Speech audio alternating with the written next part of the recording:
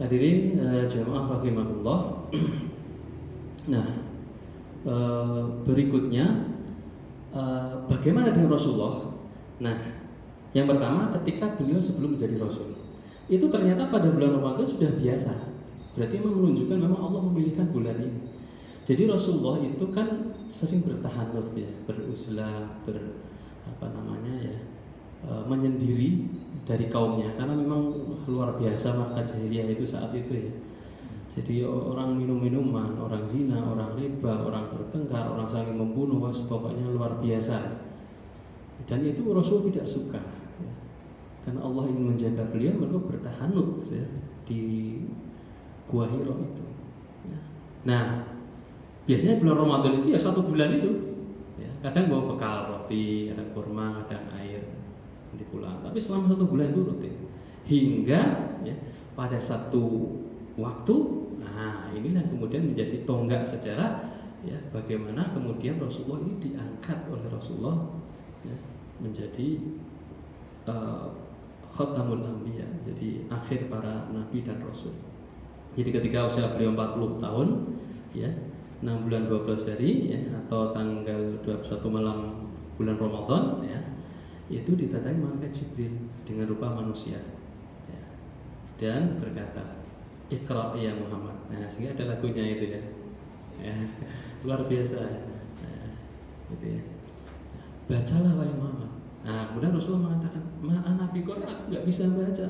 Nah, diulang lagi, Iqra ya Muhammad, ma'ana biqari, sampai 3 kali. Akhirnya Rasul didekap, dirangkul, ya, ya kemudian dikatakan Iqra ya Muhammad, ma'ana biqari. Kemudian, ya, masih begitu sehingga kemudian malaikat Jibril menuntun, yakni surat Al-Alaq ayat 1 sampai 5. Iqra bismi rabbikal ladzi khalaq, khalaqal insana min 'alaq, Iqra wa rabbukal akram alladzi 'allama bil qalam, 'allamal insana ma lam ya'lam. Nah, itu surat Al-Alaq 1 sampai 5 menjadi wahyu yang pertama kali turun pada beliau di bulan Ramadan. Jadi aktivitas beliau di Ramadan ini sebelum beliau diangkat menjadi nabi pun juga sudah melakukan aktivitas-aktivitas ya. Jadi menyendiri itu di dalam rangka untuk memikirkan umat ya, bukan semata-mata menjauhi. Ini harus dipahami dengan benar. Jadi menjauhi itu di dalam rangka untuk berpikir, mencari solusi. Nah, ini mencari solusi bagaimana untuk menyelesaikan persoalan umat biar umat itu bukan menjadi umat yang rusak. Nah, kalau orang itu cuek kan, biarin ya, rusak dia, wah yang penting baik. Tidak begitu Rasulullah. Jadi sampai 1 bulan ini gimana umat saya. Jadi Rasulullah saking cintanya itu sebelum jadi nabi pun memikirkan umatnya, umatku itu bagaimana ya. Nah itu yang Rasulullah ya. Jadi seperti itulah seharusnya ya, kita itu begitu. Jadi peduli kepada saudara kita sebagaimana kita mencontoh Rasulullah. Nah, bagaimana kemudian itu sebelum diangkat menjadi Rasul. Nah, kemudian ketika beliau diutus menjadi Rasul, nah, bagaimana yang beliau lakukan ya terkait Ramadan? Yang pertama,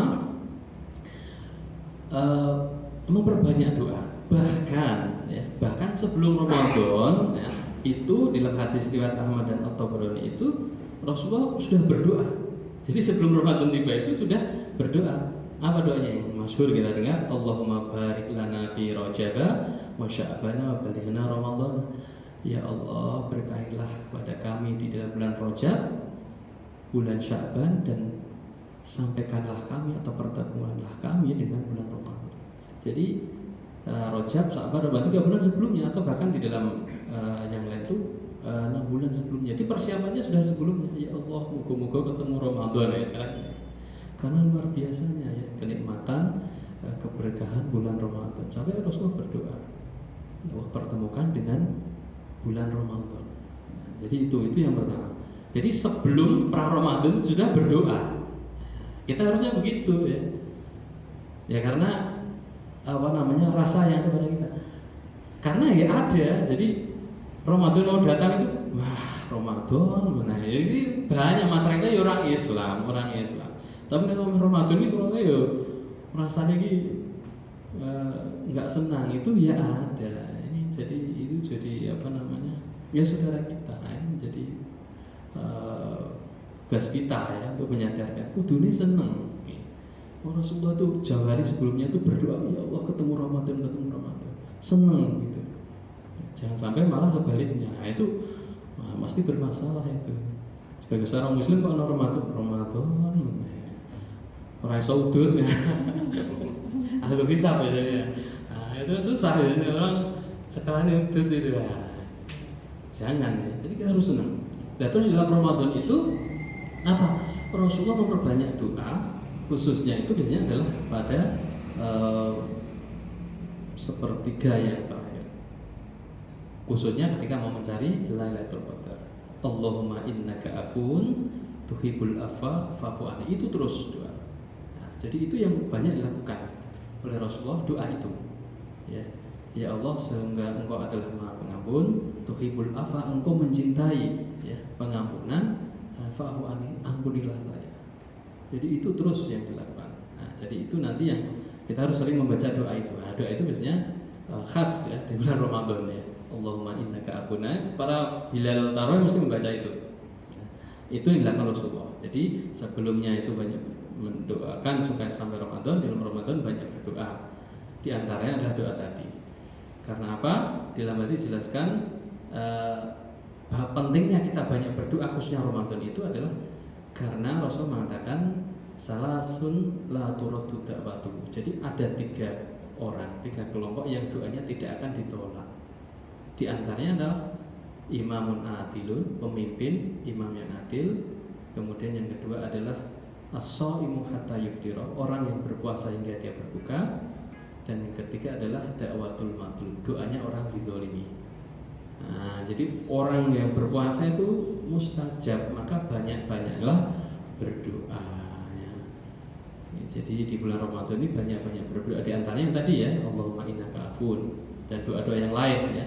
Ya Allah, jodohku ini dan cepat ya Allah, yang masih bujang ya. Makbul itu, betul itu ya. Pas.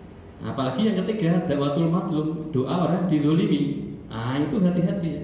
Sudah dia dizalimi, dia puasa, doanya makbul.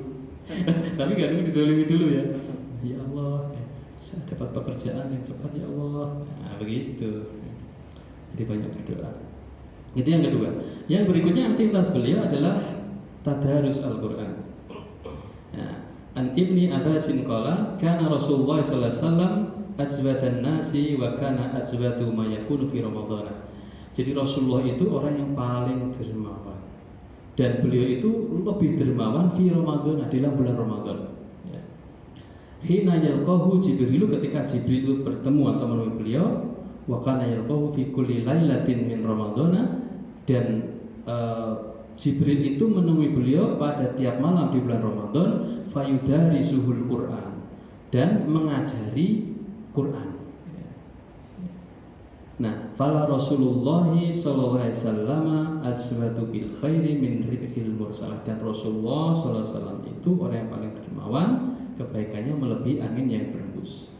Jadi yang kedua berikutnya, selain tadi banyak berdoa, adalah banyak bertadarus. Oleh karena itu, maka kan kita lihat nek Ramadan itu nang ndi mesti orang pada tadarus di musola, di masjid. Speakernya dilarang di atas. Nah, kayaknya nggak ngefek ya. Coba kalau didengar banyak yang di luar enggak suaranya? Banyak di luar ya, berarti nggak ngefek ya. Nah, dilarang biar dilarang, harus. Nah, kemarin mas saya, gimana suara dalam? Luar saja, nggak suruh keluar saja. Lihat siapnya bagaimana? Kuburan apa gimana? Kalau nggak ada suara orang ngaji. Bayangkan kalau setiap masjid nggak ada suara yang keluar, iki poso ora gitu.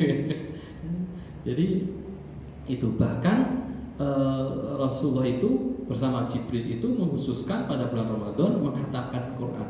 Jadi itu yang dilakukan. Nah, oleh karena hal inilah maka Ibnu Rajab Al-Hambali beliau katakan berkaitan dengan hadis tadi, beliau katakan begini, wa dalal hadisu aidan ala istihbabi dirasatil Quran fi Ramadan. Hadis ini menunjukkan juga tentang istihbab, jadi disunahkannya untuk bertadarus Al-Quran di bulan Ramadan wal istimai ala dzalika, dan berkumpul bertadarus bersama-sama di bulan Ramadan.